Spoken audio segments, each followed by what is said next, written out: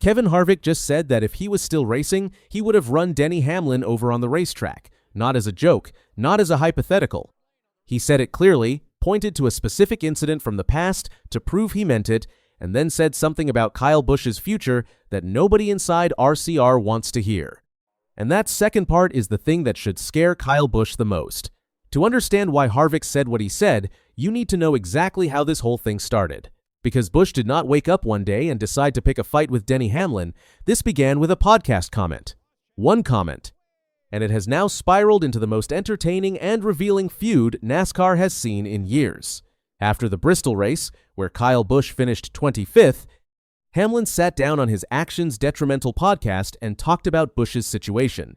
He said a driver of Busch's caliber should be able to carry the car better than his results suggest. He said anyone expecting Busch to go back to winning races on a regular basis is going to be very disappointed. And he said the 40-year-old does not know how to get the speed out of the current car. Hard words, delivered plainly. But here is what Busch did not hear, or chose to ignore. In that same episode, Hamlin also said he cannot hold Kyle Busch's helmet talent-wise. He called him one of the greatest the sport has ever seen. He said he is rooting for him to get back to winning because the sport needs that version of Busch. The full picture was not entirely negative, but Busch heard the sharp parts and reacted accordingly. At Kansas the following Saturday, Busch was asked about Hamlin's comments during his media availability. He said Hamlin does not know what he is talking about. Then he offered to swap cars with him any day of the week and challenged Hamlin to prove he could carry the car any better. He also said he can make Hamlin's life hell if he chooses to. Then he went on Sean Hannity's podcast and escalated the whole thing further. On Hannity's show, Busch said Hamlin has been running his mouth and might get run into on the racetrack again soon. He said Hamlin has been calling him washed up and telling him he cannot drive anymore. He called it old man syndrome.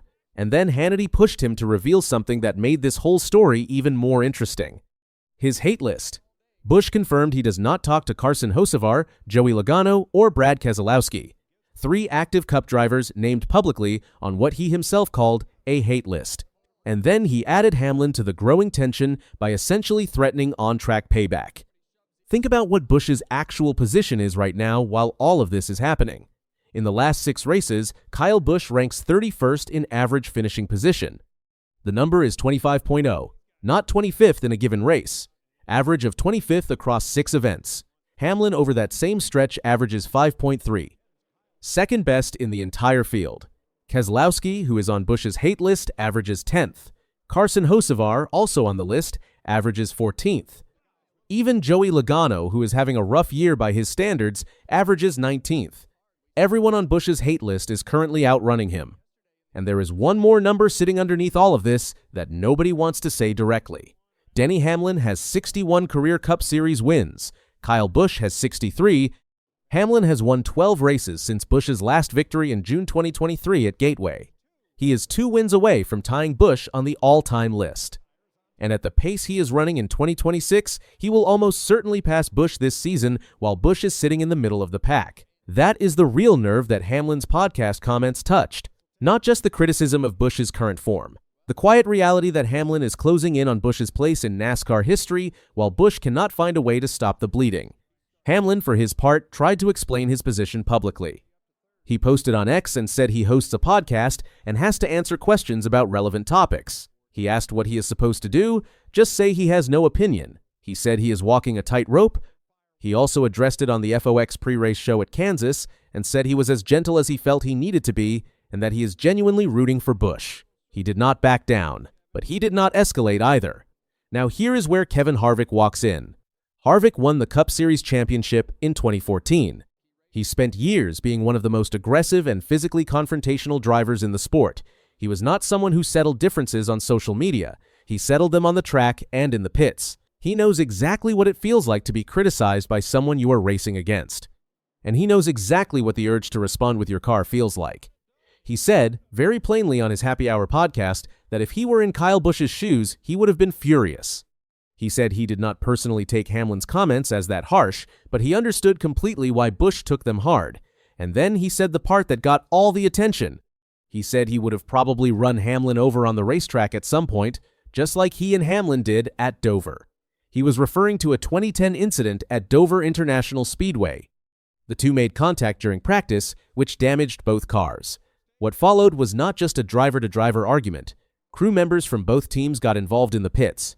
NASCAR officials had to step in to end it. That is the version of Harvick that Busch's anger reminded him of, and then he added, with a reference to 2006, that he probably would have just smashed him.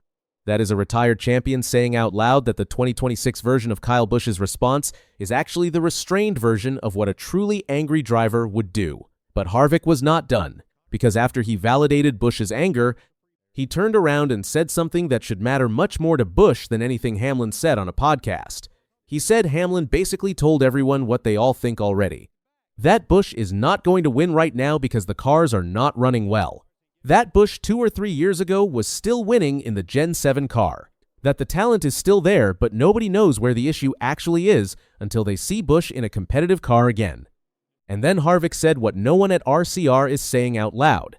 He said the real question right now is whether Busch's leadership skills are strong enough to help RCR fix what is broken. He said Richard Childress is going to be asking Busch for input, asking him what needs to change, asking him to be the voice that drives the team back toward relevance. And he framed it as an open question whether Busch is built for that role. Think about what that means. Busch spent 15 years at Joe Gibbs Racing. He was a driver there, not an organizational leader. He showed up, drove the car, won races, and went home. The team structure around him was managed by some of the best people in the business. At RCR, the situation is different. He is the most decorated driver in that building by a wide margin. And if the team is going to get better, some of that improvement has to come from Busch himself pushing it from the inside. Hamlin said Busch does not know how to get speed out of the current car. Harvick reframed that and asked whether Busch knows how to fix a team that cannot give him a car capable of getting that speed. That is a harder question, and nobody has answered it yet. Here is the cliffhanger buried in all of this. Busch's contract with RCR is up after 2026. He is a free agent. He is 40 years old. He has not won a race since June 2023, and his average finishing position over the last 6 races is 25th. Hamlin is 2 wins away from matching his career total. And the only 2 people publicly analyzing his situation with real inside knowledge, Hamlin and Harvick, both essentially agree the car is broken, but disagree about whether Busch can do anything to fix it from the inside. Meanwhile, Busch went on national media and named a hate list, threatened to run over one of NASCAR's most prominent drivers and team owners, and admitted through his anger that Hamlin's words found their target. Remember what Hamlin actually said. He said Busch cannot get the speed out of the car. He said he is rooting for him. He said the sport needs the old Busch back. Harvick said the same thing, just dressed in different language. He said Busch is still capable. He said 2 and 3 years ago he was winning. He said you have no idea where the real problem is until you see Busch in a car that can actually compete. That is 2 respected voices in the sport saying the same thing. Busch heard it as an attack. But the truth is, both Hamlin and Harvick are describing a driver trapped inside a situation he may not be able to fix by threatening people on a podcast. The question nobody has answered is this: what happens to Kyle Busch's career if he ends 2026 still searching for that first win back? He is not just fighting for a win anymore, he is fighting for a seat next year. He is fighting to keep his place in NASCAR history while Hamlin closes in on his win total from the outside. And he is fighting to prove that his leadership can turn RCR around before both the season and his contract run out. Kevin Harvick said he would have run Hamlin over. That got the headline. But what Harvick said next, about Busch's leadership and what RCR needs from him right now, that is the part that will still matter when the racing season ends.